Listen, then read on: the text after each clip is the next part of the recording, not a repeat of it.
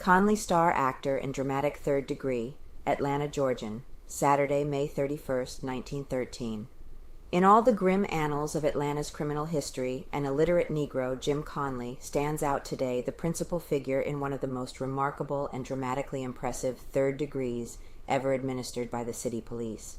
A chief of police, ordinarily stolid and unmoved, and chief of detectives and members of his force, a Pinkerton operative, all men in daily touch with every sort of crime and evil, hung with tensest interest on each word as it came from the lips of the Negro, and watched, as wide-eyed as any tyro in man-hunting, the Negro's every move as he re-enacted Friday afternoon what he steadfastly asserted was his part in the ghastly Mary Phagan tragedy.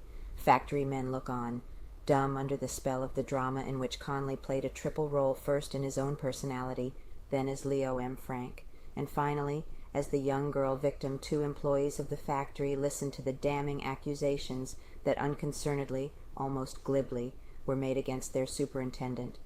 They were Herbert Schiff, chief clerk, and E. F. Holloway, the timekeeper. Both had reckoned Frank innocent. They had said many times that he could not have committed the shocking deed. More likely, they had declared, it was the Negro himself. Yet here they were, the spectators of a gruesome performance in which Frank was represented as nervous and shaking and half in a panic as he directed the carrying of Mary Phagan's limp and lifeless body to the elevator on the second floor of the factory and down into the dark and dirt-strewn basement. Theatric in its appeal, every incident and every circumstance added to the theatric and powerful appeal as Conley duplicated detail by detail the movements he said were made that fatal afternoon of April 26th. No stagery could have been more impressive with weeks of planning by the detectives. The sinister gray-black factory itself threw a spell of silence upon the little group of detectives and police as they entered the forbidding doorway. A score of girls, a number of them of just about the age of Mary Phagan, were just inside the door when the automobile of Chief Beavers, its curtains tightly drawn, dashed up to the front of the building during the noon hour. Their chatter and laughter instantly was stilled. It had been more than a month since their young companion had been taken from them by a mysterious crime, and they had been able to forget some of its tragic details. But now the spectacle of a stern, blue-coated officer, a squad of keen-eyed detectives, and a shackled black man brought back the tragedy in all its first horror. Young girls shudder. Some of the girls, pitifully young and helpless-looking, pressed back against the wall and stood there with distended eyes and a frightened manner as the men brushed past and mounted to the second floor. Several of the older girls gave hysterical little laughs which died in their throats when they noted the dead stillness that marked the passage of the officers and their prisoner. Then followed, during the very hour in which Mary Phagan is believed to have met her death on April 26th, a reproduction of all that Conley declared took place after he heard the two low whistles with which Frank was to signal him, with the detectives following him closely and clustering about him each time he stopped to make an explanation.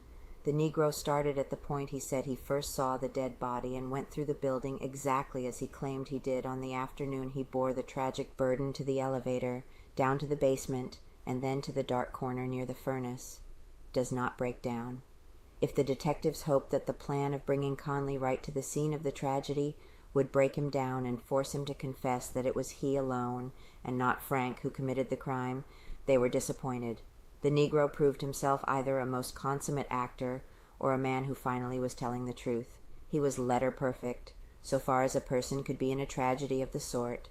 He never faltered nor hesitated, yet he reproduced in startling detail every movement and every conversation of importance which he said took place while the body of Mary Phagan was being hurried to the basement.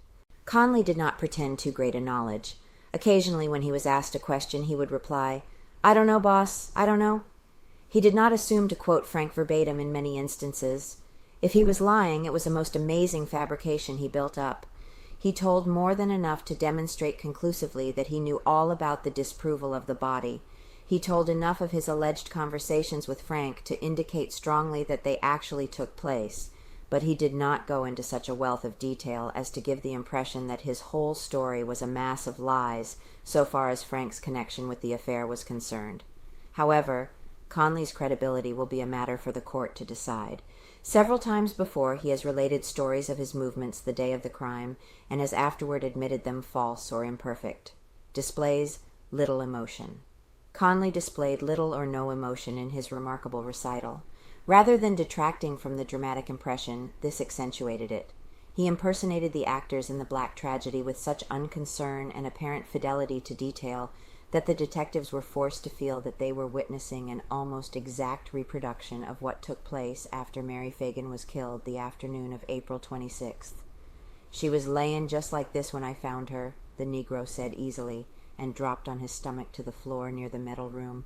He had been unshackled so that he might go through all the movements that were necessary in telling precisely how the girl's body was disposed of. Conley told of his terror when he had discovered that the girl was dead, but there was no terror in his voice as he related his story. Throughout, his tone was a matter of fact, and his motions free, as though he were giving the description of some commonplace incident that might have occurred in his daily routine as sweeper at the factory. How he carried body. "I carried her just this way," he remarked, and he went through exactly the motions that one would use in shouldering a bag of grain, relating a moment later how the girl's body became too heavy, and he called Frank to his assistance.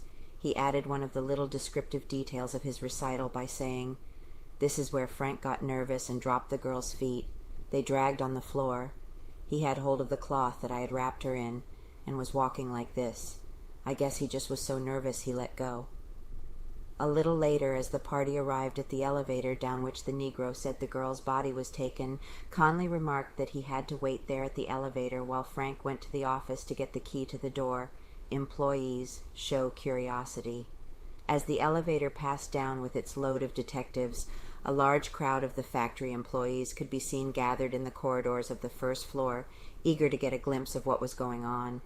They peered through the openings in the elevator, and after the officers and the Negro had got to the bottom of the shaft and were making their way to the place the girl's body was found by Newt Lee, one venturesome young fellow raised the trap door on the first floor and poked his head into the dim light of the basement. "Get out of there and shut that door," Chief Clerk Schiff shouted at him, and there were no more prying eyes directed at the strange proceedings that were taking place. It was through this trap door that Conley said Frank made his way to the first floor after the body had been disposed of, left indelible picture. When the remarkable recital was ended, all who had gone through the building with the Negro had an indelible picture graven on their minds.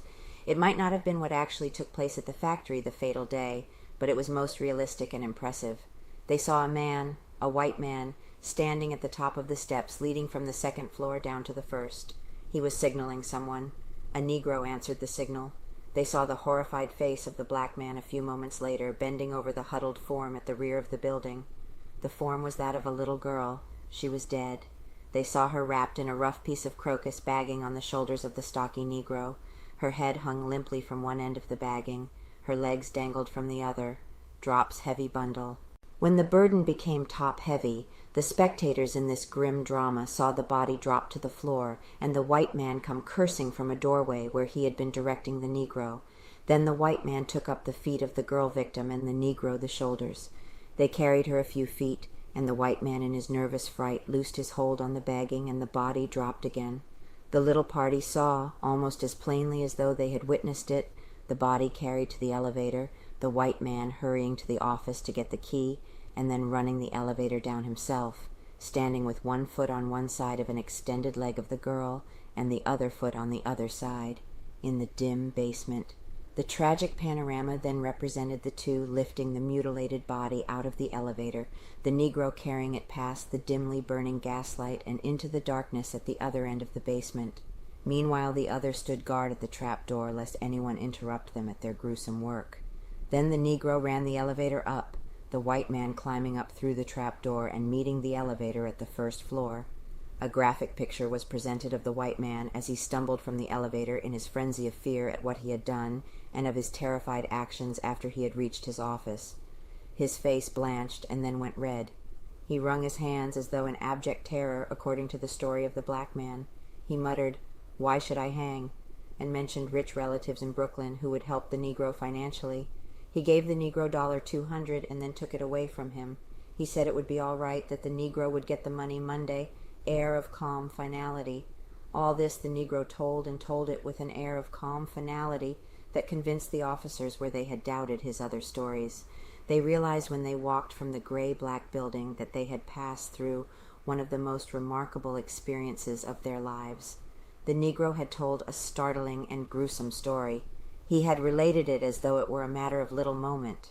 The tale was not without the improbabilities, but these were swept away in the minds of the detectives by the assurance of the black man and his many references to incidents that seemed impossible of invention in any human mind unless they actually had taken place.